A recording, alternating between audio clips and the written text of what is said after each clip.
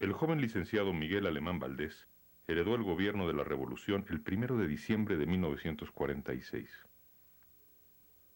Abogado universitario e hijo de un general revolucionario, el nuevo presidente cambió el rumbo del país. Aceleró el ritmo de la industrialización y consolidó las instituciones del sistema político. Las gigantescas obras públicas de su sexenio se recuerdan ligadas a su simpatía personal, sintetizada en el gesto de su sonrisa. Su biografía arranca, casi con el siglo, en las calurosas tierras del sur de Veracruz.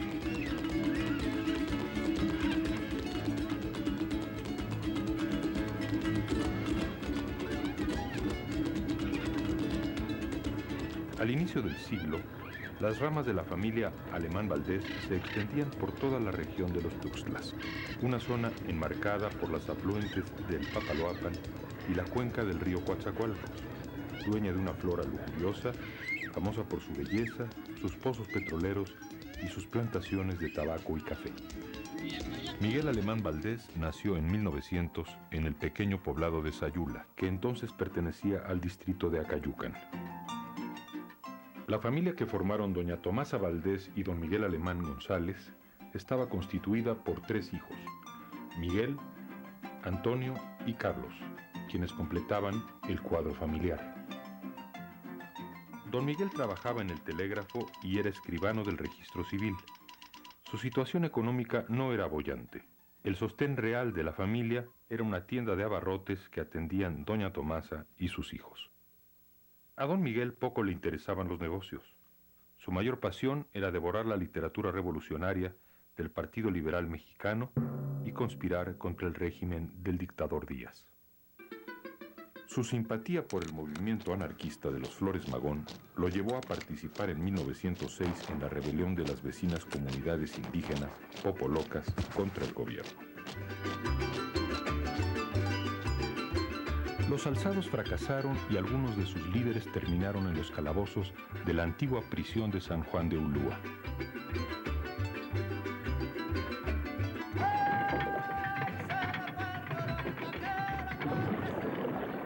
Yo conocí al general Alemán, amigos así levantados, y era un hombre muy apuesto también. ¿Sabes? Lo vi una sola vez en casa de mi tía, pero era impresionante.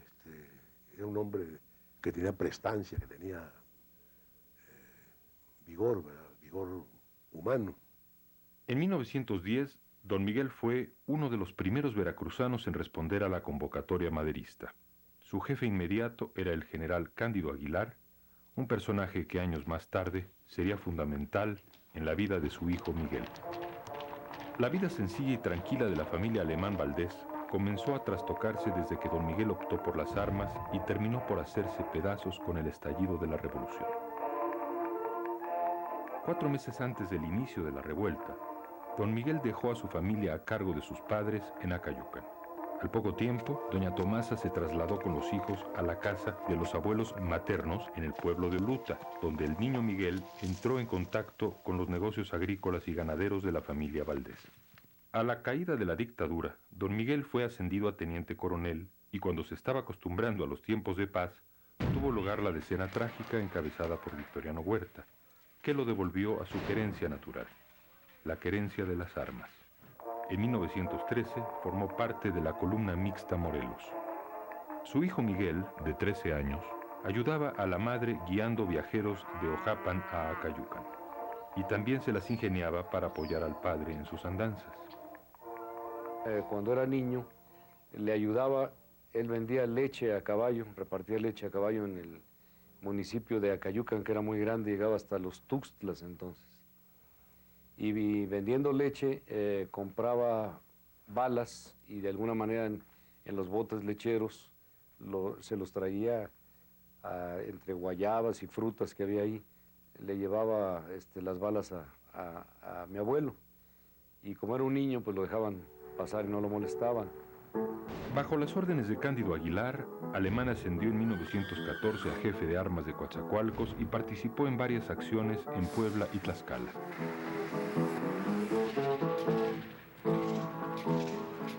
Yo soy soldado de Pancho Villa, de sus dorados. Un año después, conoció su porción de gloria. Combatió con bravura en las grandes batallas de Celaya.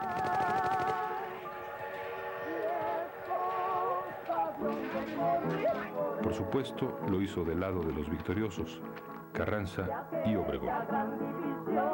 Mientras tanto, su familia continúa con su vida errante, llena de incertidumbre. Gracias a la ayuda de Cándido Aguilar, que era en ese momento gobernador del estado de Veracruz, logran instalarse en Orizaba. Mientras doña Tomasa atendía un estanquillo, Miguel estudió la primaria becado por el general Aguilar. Como ocurrió en el caso de tantos otros hijos de la Revolución, las separaciones fragmentaron el mundo del niño Miguel. Dejó su pueblo, sus amigos y su escuela. Su infancia se abrevió y tuvo que aprender muy pronto a valerse por sí mismo. Por casi 20 años persiguió la huella del padre que la Revolución le había robado.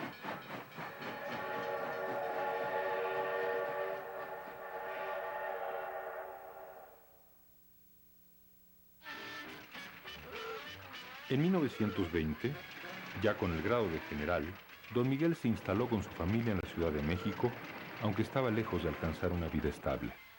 La familia Alemán adquirió unos cuartos en la colonia Santa María la Ribera. Miguel comenzó la preparatoria rezagado con respecto a sus compañeros, a consecuencia de su vida gitana.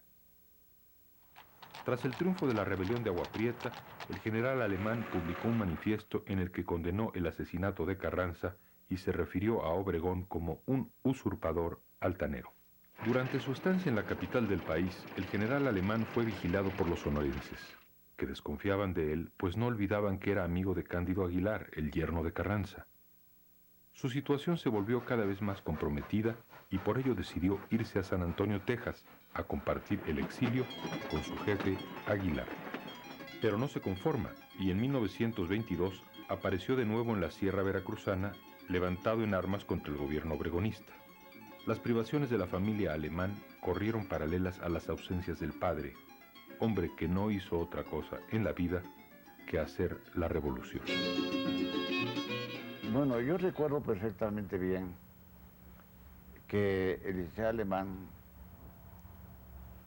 que estaba pasando por una crisis económica muy seria, tenía que trabajar, porque el general, en esa época, el general Alemán, estaba ya en la región de los Tuxtlas y naturalmente que no siempre llegaban a tiempo, pues, las remesas para que pudieran pagar la renta de la casa o para poder vivir.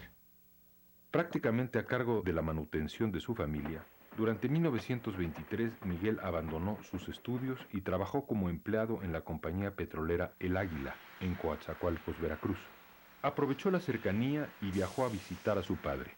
En esa ocasión ambos sostuvieron una conversación decisiva, en la que el general le hizo ver la conveniencia de reanudar sus estudios y elegir una profesión más estable que las armas. Miguel no pudo persuadir a su padre de amnistiarse. Regresó a la Ciudad de México y se matriculó en la Escuela Nacional de Jurisprudencia.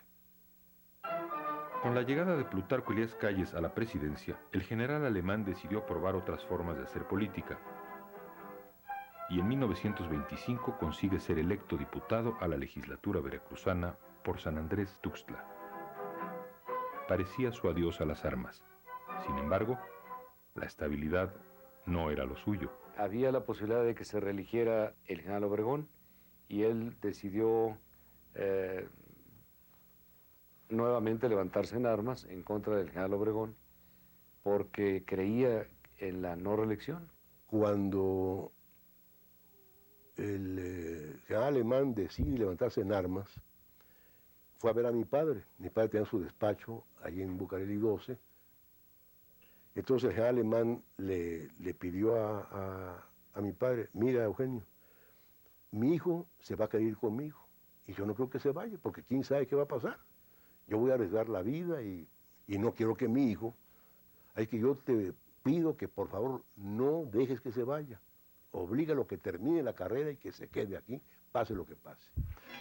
Miguel se separó por última vez de su padre Adelantó materias para terminar cuanto antes sus estudios y el 29 de junio de 1928 se recibió como abogado. En marzo de 1929, el general Alemán se sumó a la rebelión de Gonzalo Escobar. Las fuerzas federales lo persiguieron hasta acorralarlo en la sierra de Soteapan. Aunque se sabía perdido, no consideró siquiera la posibilidad de una capitulación. El día 20 ocurrió el desenlace. Como no se rendía, alguien tuvo la idea genial de rociar las bases del montículo, ese pequeño cerro donde estaba refugiado entre la maleza, rodearlo de gasolina, prenderle fuego. Entonces, pues algunos de sus soldados, al dispersar el fuego, salieron corriendo y se rindieron, ¿no? Pero el general no se rindió. Con la pistola se pegó un tiro.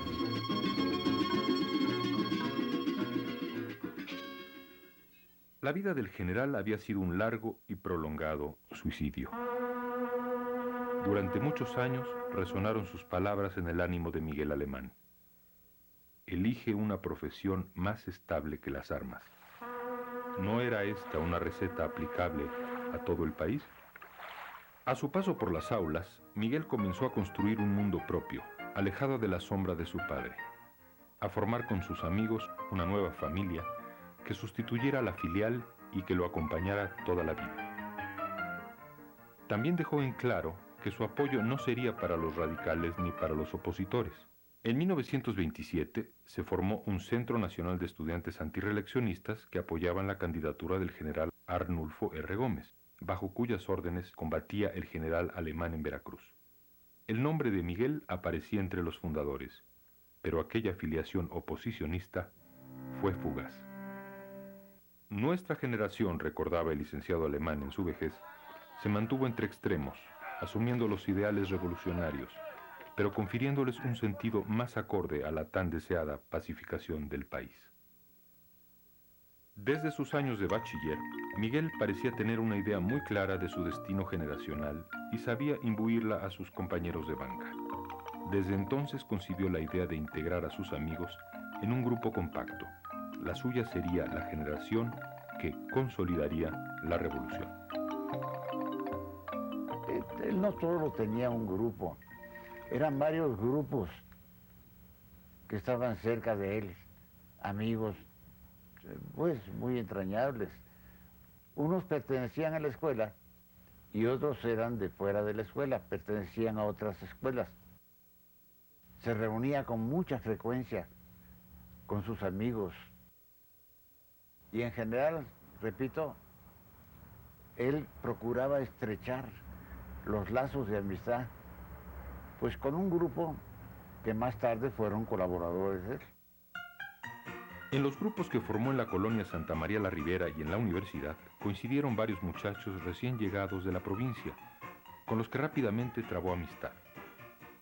Con algunos de ellos fundó el periódico literario Eureka. Sí, con él tuve una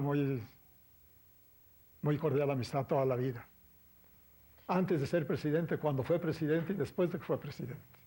Inclusive teníamos un periódico en la escuela, del cual él era el director del periódico y yo era el jefe de redacción. A su paso por las aulas, Alemán manifestó sus grandes dotes de liderazgo.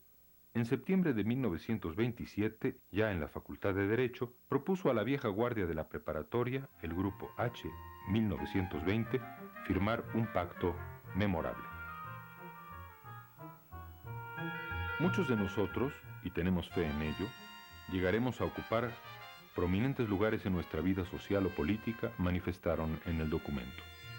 Estamos dispuestos, y así lo juramos por lo más sagrado, a ayudar en la lucha tremenda de la vida y a no escatimar un solo átomo de fuerza para levantar a aquel a quien el destino le sea adverso. Quedan los componentes de este Grupo H 1920 obligados a prestar, cualquiera que sean los medios, ayuda al serle pedida por uno de sus miembros. Aquel que pudiendo prestar ayuda la niegue, será expulsado y castigado. La amistad, entendida como un pacto de ayuda práctica, fue la norma que rigió la conducta del licenciado Alemán. El grupo no se constituyó para servir al país o al prójimo, sino para servirse a sí mismo. No solamente era carismático, era un hombre con excepcionales cualidades. Primero era muy amigo de sus amigos. Pérez Martínez, que estaba condenado de un mal imposible de vencer, le dice en su lecho que lo va a ver el presidente, le dice: Miguel, no me quites el ministro de Gobernación, no te preocupes, Héctor, te vas a aliviar, pero no te preocupes, serás mi secretario de Gobernación mientras tú quieras. Y entonces deja al licenciado Uruchurtu encargado de la Secretaría de Gobernación para no quitar al secretario de Gobernación. Y cuando se muere Pérez Martínez, entonces lo entierra como secretario de Gobernación, le cumple sus deseos. Bajo el signo de la amistad se reúnen 1000 preparatorianos de la generación estudiantil 1920-1924 para rendir homenaje de amistad al señor licenciado Miguel Alemán, presidente de la República, integrante de la generación.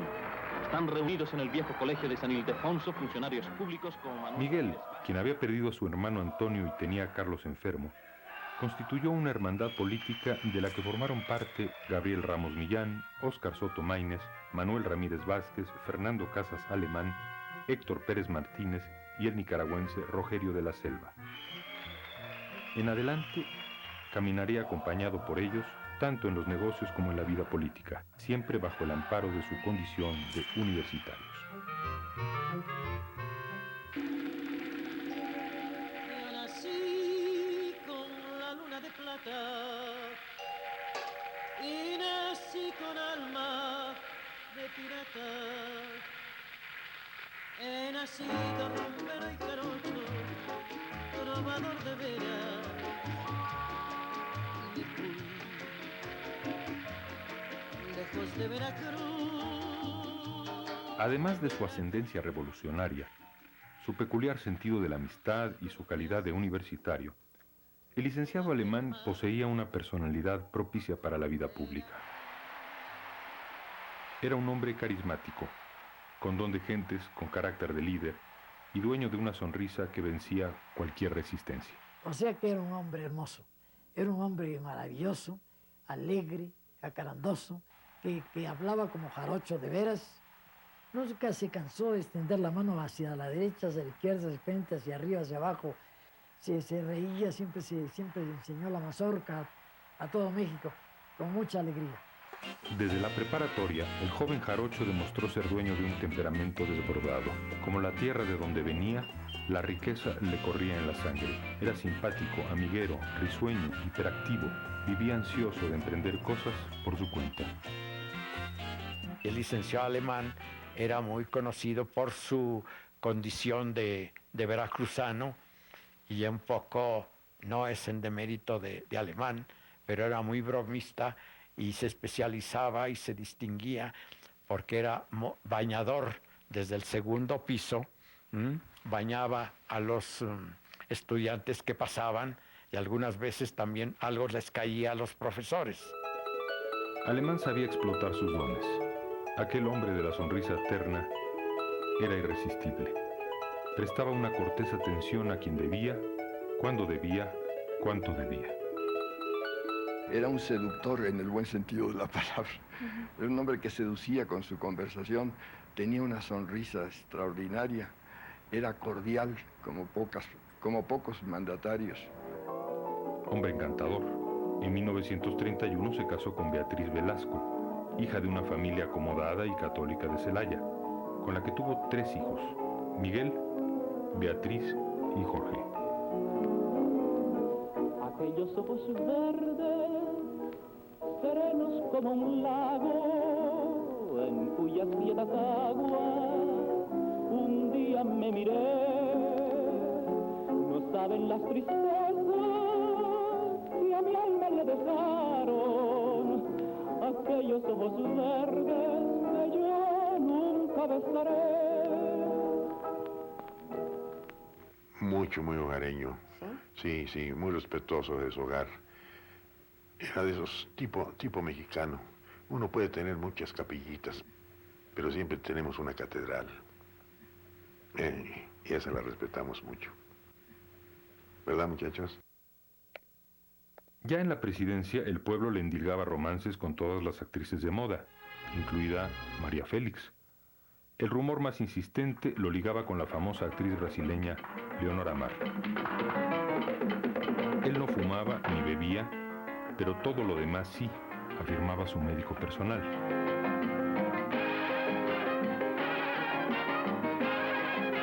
Pero sobre todo era el poder lo que lo atraía.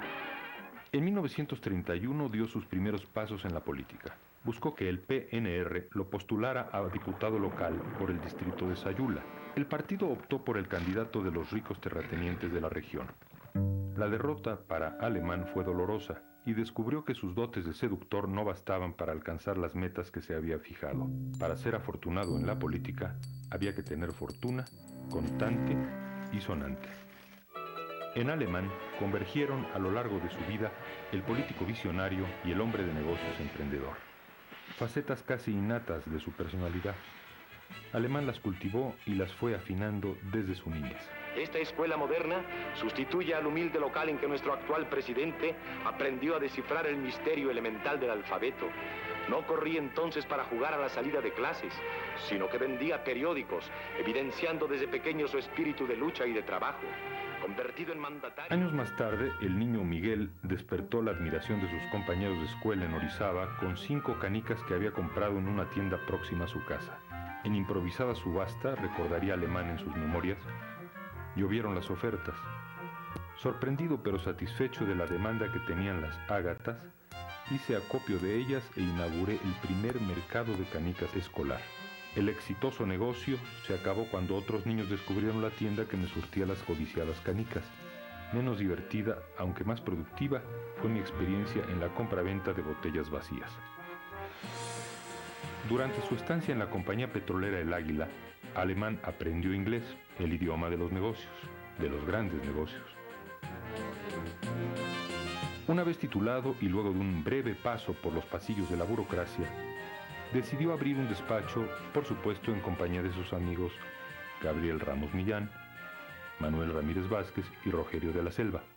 Los jóvenes universitarios se dedicaban al mismo tiempo y sin conflictos ideológicos a litigar a favor de los sindicatos y a hacer negocios. Entonces el licenciado Alemán se dedicó a la defensa de trabajadores ferrocarrileros y de trabajadores petroleros. Se dedicó a negocios de la urbanización de esos terrenos de Ansúrez y de Morales y tuvo un gran éxito. A partir de entonces, la hermandad del grupo alemanista fue reforzada por los negocios. La exportación de frutas a Holanda, la explotación de una mina de plata en Tasco y la fabricación de sidra fueron las primeras aventuras, no muy exitosas, de los noveles empresarios. Los días de bonanza llegaron cuando los amigos emprendieron la urbanización de grandes extensiones de terrenos colindantes con la Ciudad de México. Visionarios, los abogados compraron a precios muy bajos viejas haciendas porfirianas arruinadas, abandonadas o en peligro de expropiación.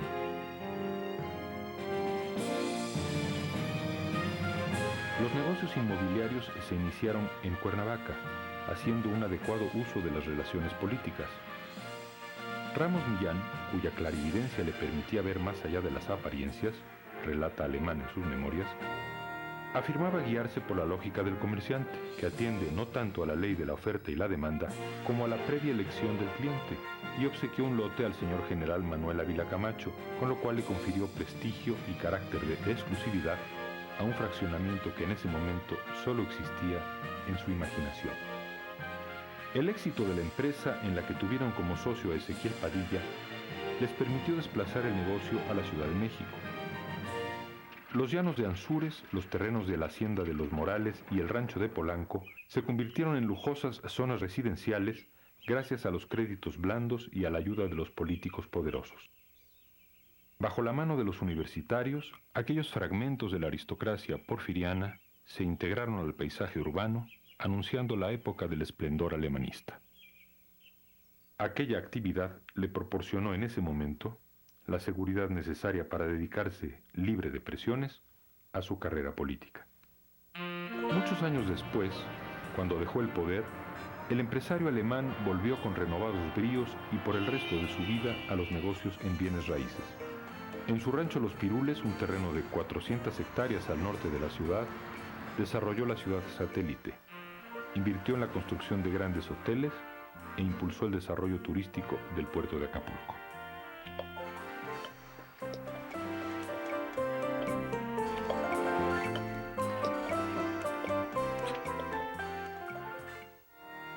Hijo de un general revolucionario, Alemán se distanció de las posturas radicales y oposicionistas que condujeron al padre a un callejón sin salida.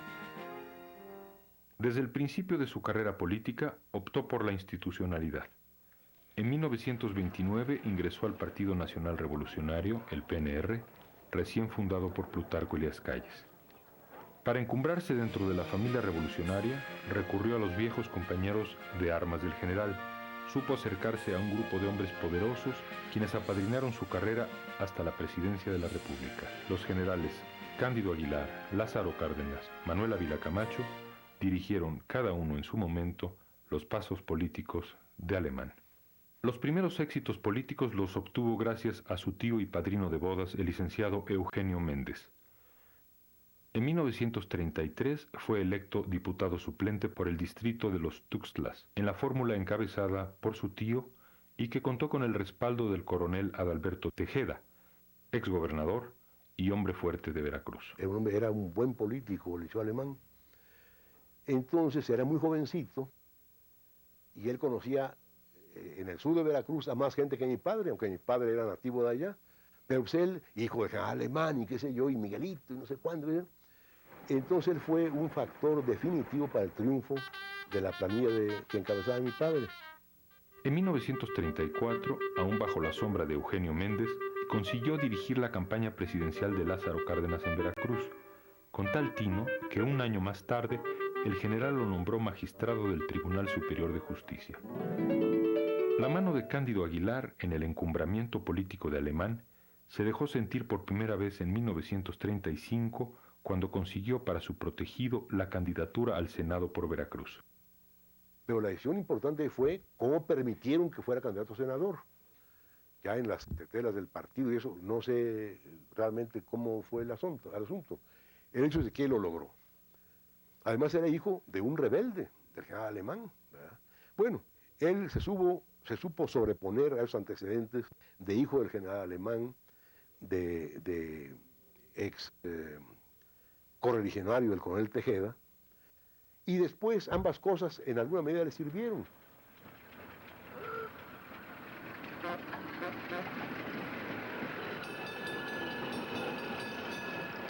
Por esos días, el Café Tacuba de la Ciudad de México fue escenario de un ruidoso crimen.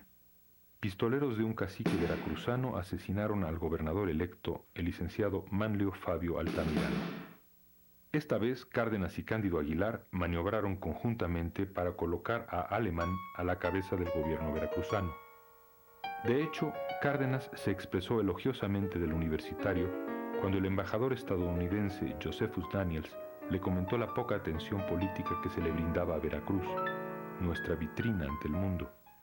El presidente Cárdenas contestó que ese problema iba a terminar porque iba a llegar al gobierno de Veracruz un joven, liberal, pero hombre sin prejuicios para nadie y respetuoso de todos. Ese joven, liberal, sin prejuicios para nadie, era precisamente el candidato a gobernador Miguel Alemán. El 1 de diciembre de 1936, a sus 36 años, el licenciado Miguel Alemán tomó posesión como gobernador de Veracruz. En su equipo de gobierno sobresalieron obviamente sus compañeros de banca. Durante su gestión, afinó un estilo político pragmático, acorde con sus intereses de desechar las viejas pasiones revolucionarias y consolidar la paz y las instituciones. Con la venia del presidente Cárdenas, puso fin a 2 décadas de tensión religiosa en su estado, concediendo de buena gana la reapertura de las iglesias. Otro de sus triunfos fue la unificación campesina en el estado, imposible durante muchos años por el radicalismo ideológico, inducido en buena medida por gobiernos de corte caciquil. acabó con los enfrentamientos entre las ligas agrarias adheridas al Partido Socialista de las Izquierdas y las que lo estaban al PNR. Intensificó también el reparto de tierras y de prebendas políticas. Cuando se escindió el Partido Socialista de las Izquierdas y el PNR, claro, la Liga también se descindió. Y el Liceo Alemán las unificó, según sus directrices también. Digo, en esa época un gobernador tenía que tener el control de lo que tenía fuerza política y social, ¿verdad? Para decirles que era absurdo seguir peleándose, que de todos modos había tierras para todos y que habría cargos y manera de que cada quien recibiese lo que debía de recibir. En los días críticos de la expropiación petrolera, Alemán fue el gobernador que más decididamente apoyó al presidente Cárdenas.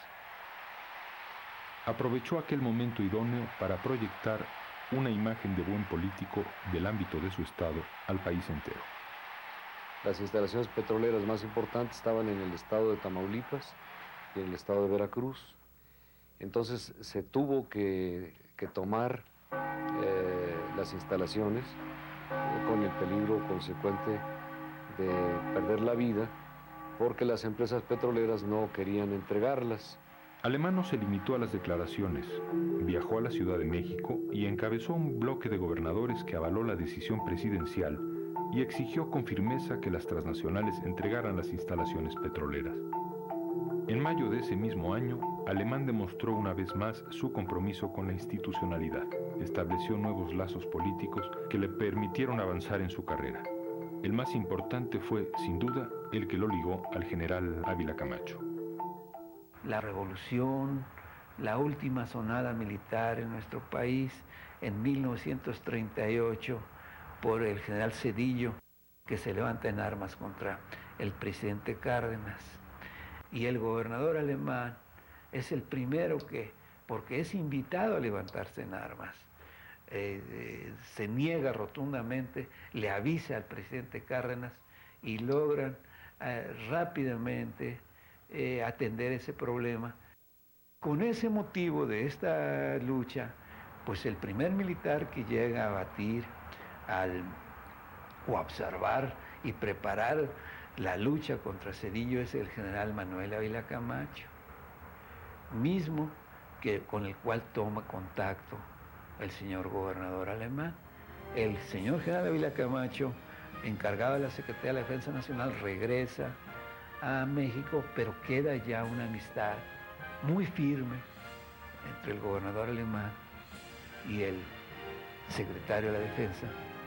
Pero políticamente es, repito, el hecho de que ya era gobernador el hecho alemán, que él empezó a configurar el bloque de gobernadores pro Ávila Camacho, tan es así que fue nombrado jefe de la campaña por el general Ávila Camacho, ¿no? Y ahí que de ir para el Real, ¿verdad?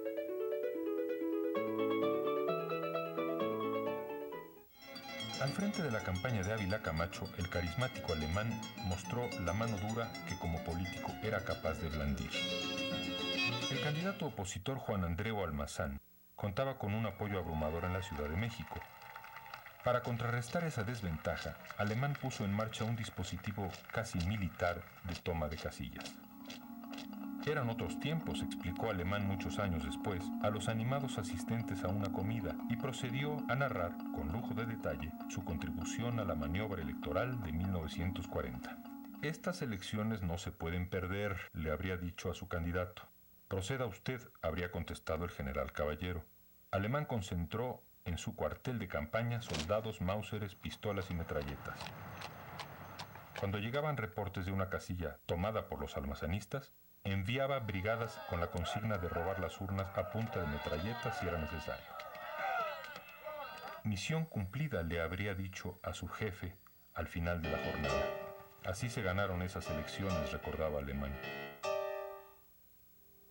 El premio fue la Secretaría de Gobernación. Eran otros tiempos. Aunque con muchas impugnaciones, Ávila Camacho llegó a la presidencia y dejó en manos de Alemán el control político del país durante los años de la guerra. Las caras amables de su gestión en la Secretaría de Gobernación fueron el impulso a las industrias del radio y la cinematografía y especialmente al turismo. una actividad en la que intuyó grandes beneficios para el país, pero también para él y para sus amigos. La hermosa bahía de Acapulco se ha convertido en uno de los centros turísticos más importantes de América, con la realización de grandes obras de urbanización, como la calzada costera entre Icacos y las playas de Caleta y Caletilla, con una extensión de 11 kilómetros, y servicios de alumbrado, jardines y estacionamiento. Mi padre siempre le tuvo mucha fe a los desarrollos urbanísticos y turísticos, y sobre todo los hoteles.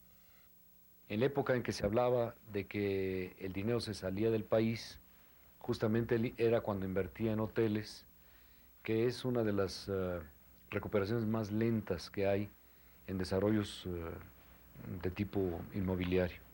Como secretario de Gobernación, Alemán aprovechaba el puesto y establecía alianzas, pronunciaba encendidos discursos en favor de la clase trabajadora e iba calibrando el momento político. Lógicamente, su actividad de secretario de Gobernación, con sus antecedentes de gran gobernador del estado de Veracruz, con su visión de coordinar y de obtener, no por la violencia, sino por la razón, la voluntad popular, lógicamente se hizo sentir en toda la nación. Explicablemente tuvo mayoría y simpatía en toda la nación. No había gobierno de ninguna entidad de la República que no tuviera que ver con el secretario de Gobernación. Lógicamente, cuando volvió a ser hora del relevo presidencial, el nombre de Miguel Alemán encabezaba las listas. Cuando consiguió ser precandidato, contaba con el apoyo de 22 gobernadores y numerosas organizaciones obreras y campesinas, incluida la CTM, que en voz de su líder Lombardo Toledano, le confirió el título de Cachorro de la Revolución. Aunque también hubo algunos escollos, el primero de ellos el hermano del presidente Ávila Camacho, Maximino, quien circunstancialmente murió en 1945, justo antes de comenzar la contienda presidencial. Porque Maximino no quería al hecho Alemán. Maximino era enemigo. Y ahí otra vez el destino. Se murió Maximino y desapareció esa piedrita en el camino del hecho Alemán. A petición de su gran amiga Beatriz Velasco de Alemán, Soledad Orozco de Ávila Camacho le sugirió al presidente que apoyara la candidatura presidencial de Miguelito. El general Cárdenas desconfiaba del universitario y se opuso en principio a su designación. Ávila Camacho le propuso a Cárdenas que se reunieran con Cándido Aguilar para decidir juntos quién sería el próximo presidente. Aguilar argumentó que con el licenciado se cumpliría el designio civilista de Carranza y que además era hijo del general Alemán, quien peleó en la revolución por una causa noble. Cárdenas quedó convencido a medias. La última palabra recayó, como correspondía, en el presidente Ávila Camacho.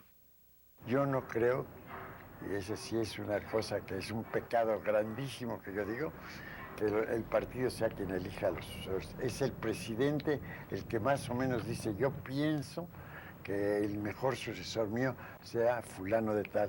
Y entonces el partido encuentra que efectivamente es el mejor sucesor. La decisión del general Caballero fue no solo transferir, sino heredar el poder a Miguel Alemán, su hijo dentro de la familia revolucionaria, que para ese entonces había dejado de ser una cofradía cerrada de generales empistolados. En 1941, los militares dejaron de pertenecer al partido oficial como sector. Para Ávila Camacho, la época de los caudillos gobernantes había pasado a la historia y el ejército debía reconocer definitivamente su divorcio de la política. En 1946 reformó la ley electoral y transmutó al Partido de la Revolución Mexicana en el Partido Revolucionario Institucional. Cuando en su asamblea constitutiva el PRI nombró a Miguel Alemán Valdés su candidato a la presidencia, nadie dudaba que se convertiría en el primer presidente civil de la nueva era. Al fin y al cabo, era el cachorro de la Revolución Mexicana.